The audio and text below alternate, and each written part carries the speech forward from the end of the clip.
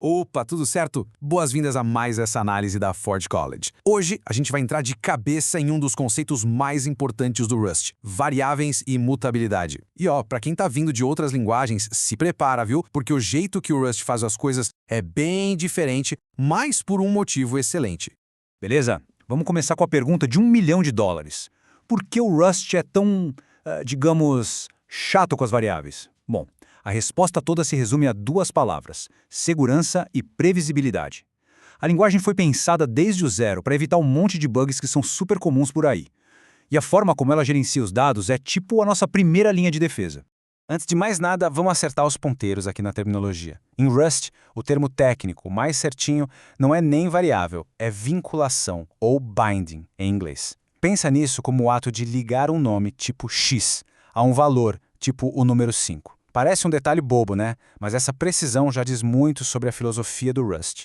E aqui vem o que pega muita gente de surpresa.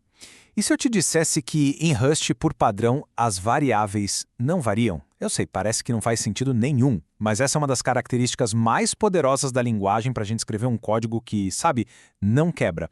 É isso mesmo. Quando a gente cria uma vinculação com o let, o valor fica, por assim dizer, cravado em pedra. Se você tentar mudar esse valor depois, bom, o compilador, que é aquele seu parceiro super rigoroso, mas que está sempre ali para ajudar, vai simplesmente te barrar. Isso força a gente a pensar e decidir conscientemente o que pode e o que deve mudar no nosso código, evitando um monte de mudança de estado acidental. Mas é óbvio que os programas precisam mudar, né? Um estado precisa ser alterado. Então, como a gente faz isso em Rust? A linguagem nos dá uma caixa de ferramentas bem específica para isso. As duas principais são a mutabilidade, que tem que ser explícita, e uma técnica muito legal chamada shadowing. Vamos dar uma olhada em como cada uma funciona. Agora, o legal desse slide é que a gente vê a comparação lado a lado. Olha só, na esquerda, com a palavrinha mut, a gente está basicamente dizendo: ei, compilador, essa vinculação aqui pode ter o valor alterado, ok? É uma mutação no mesmo espacinho da memória. Já na direita, com o shadowing, a gente está fazendo uma coisa bem diferente. A gente cria uma vinculação totalmente nova, zerinho, só que com o mesmo nome. A antiga ainda está lá, mas fica na sombra dessa nova. Tá, mas e aí? Quando que a gente usa cada uma? Essa tabela resume tudo de um jeito bem prático. A vinculação imutável tem que ser o nosso padrão, sempre, para ter o máximo de segurança.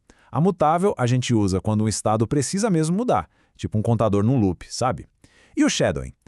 O shadowing é perfeito para quando a gente quer transformar um valor, tipo converter um texto para um número, mantendo tudo limpinho e imutável a cada passo.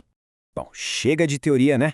O melhor jeito de entender de verdade é vendo o código em ação. Então, bora analisar um programinha aqui, linha por linha, para ver como esses conceitos funcionam na prática. Começando pelo básico do básico. Let a equals 10. Aqui, o nome a está ligado ao valor 10. Como a gente não usou a palavra-chave mute, essa vinculação é imutável. Se a gente tentasse fazer a equals 11 logo depois, o compilador daria um erro. Simples assim e super seguro. Agora saca só a diferença. Let mut b igual a 5. Essa palavrinha pequena, mut, muda tudo. Ela é o nosso sinal, a nossa intenção de que b pode sim mudar. E é por isso que a linha de baixo, b igual a b mais 7, funciona perfeitamente. O valor de b agora foi atualizado para 12. E aqui a gente vê a mágica do shadowing acontecer. A gente começa com S sendo um texto, um string. Na linha seguinte, a gente usa o shadowing e cria uma nova vinculação S, que agora tem o texto sem os espaços. E na terceira, um novo shadowing transforma S num número inteiro. E isso, gente, mostra a grande sacada do shadowing. A gente pode mudar não só o valor, mas também o tipo da vinculação, mantendo o mesmo nome para ficar mais fácil. E para fechar, um truque bem bacana, a desestruturação.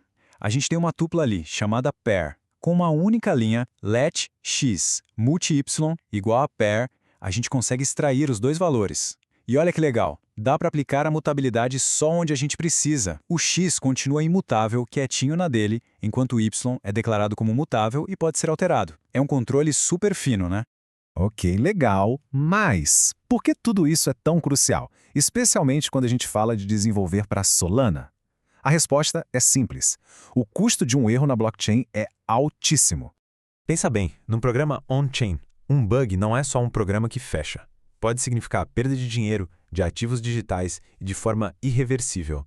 O jeito explícito do Rust de lidar com a mutabilidade força quem está desenvolvendo a pensar com muito cuidado sobre o estado do programa. Isso diminui, e muito, a chance de ter uma surpresa desagradável e cara lá na frente.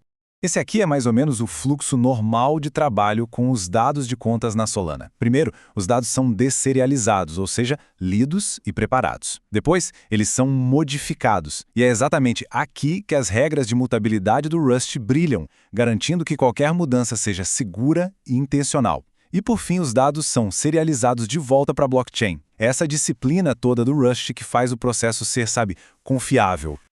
Ufa, a gente viu bastante coisa, né? Vamos só dar uma recapitulada rápida nos pontos principais e ver qual é o nosso próximo passo a partir daqui.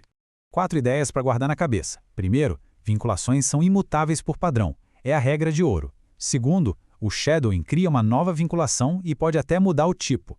Terceiro, com a desestruturação, a gente consegue pegar valores de forma seletiva. E quarto, o escopo define até quando uma vinculação existe. Pegou esses 4 pontos? Então já é um ótimo começo para escrever um bom código em Rust. Agora que a gente já entendeu melhor como declarar e gerenciar dados, o próximo passo lógico é controlar como o nosso programa se comporta. No nosso próximo papo, vamos ver como todas essas ideias de vinculação e mutabilidade funcionam junto com os condicionais, o if-else, e os laços de repetição, os loops.